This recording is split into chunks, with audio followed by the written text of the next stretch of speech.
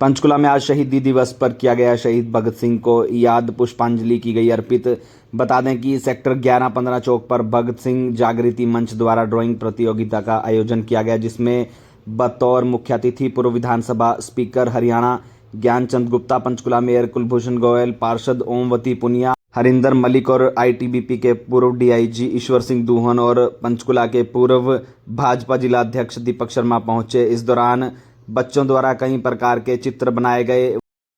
पत्रकारों को संबोधित करते हुए इस मौके पर पूर्व विधानसभा अध्यक्ष ज्ञानचंद गुप्ता ने कहा कि सभी युवाओं को वह नमन करते हैं जिन्होंने आज़ादी के लिए हंसते हंसते फांसी को गले लगा लिया था और उन्हीं की बदौलत आज हम खुली हवा में सांस ले पा रहे हैं। उन्होंने युवाओं को संदेश दिया कि युवाओं को नशे से दूर रहना चाहिए और शहीद भगत सिंह, राजगुरु सुखदेव जैसा बनना चाहिए। इसके अलावा ज्ञानचंद गुप्ता द्वारा मांग की गई इस कार्यक्रम के तहत सरकारी स्तर पर भी प्रदेश भर में कार्यक्रम किए जाने चाहिए।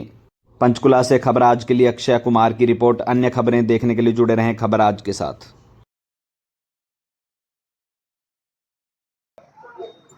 शहीदों की चिताओं पर लगेंगे हर वर्ष मेले, शहीदों की चिताओं पर लगेंगे हर वर्ष मेले, वतन पर मिटने वालों का यही बाकी निशान होगा।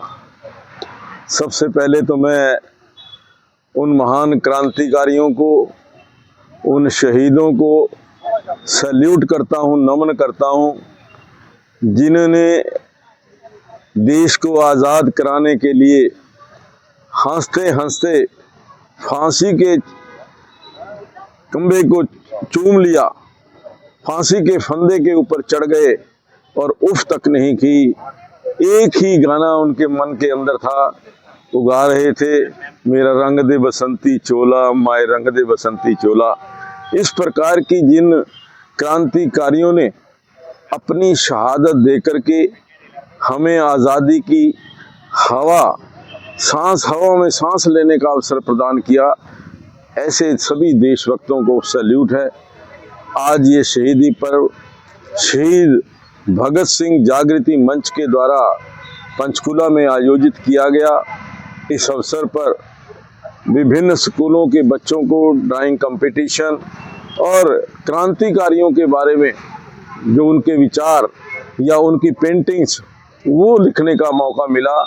मैं बधाई देता हूँ शहीद भगत सिंह जागृति मंच को, जो वो समय समय पर लगभग हर क्रांतिकारी के जन्म दिवस पर या उनकी शहादत पर इस प्रकार के कार्यक्रम करते हैं। इससे हमारे युवाओं को देशभक्ति की प्रेरणा मिलती है, देश के लिए कुछ कर गुजरने की प्रेरणा मिलती है और उन महान क्रांतिकारियों की जीवनी के बारे में जानने का अवसर मिलता है जिन्होंने इस देश को आज़ाद कराया। आज मैं फिर सभी उन देशभक्तों को, जो हमारे वीर सेनानी हैं, जो हमारी सेनाओं के ऊपर -40 डिग्री टेम्परेचर के अंदर या कड़कती धूप के अंदर हमारी सुरक्षा के लिए खड़े हैं, उन सैनिकों को भी मैं सैल्यूट करता हूँ। गुप्ता जी, आपने संदेश दिया है और कहा है कि सरकार को इस तरीके के पर्व मनाने चाहिए, तो उसको लेकर क्या कुछ कहेंगे? नहीं, मेरा तो ये विनती है सरकार से कि सरकारी स्तर पर इस प्रकार के कार्यक्रम बड़े स्तर पर होने चाहिए, ताकि आने वाली पीढ़ी को ये जानकारी मिल सके कि इस आज़ादी की हमने कितनी बड़ी कीमत चुकाई है।